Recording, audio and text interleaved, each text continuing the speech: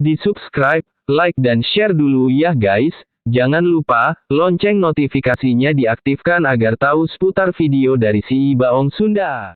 Saat banjir bandang Sungai Cimanuk Kecamatan Tarogong Kidul Kampung Cimacan Desa Hauruwanggung Kabupaten Garut.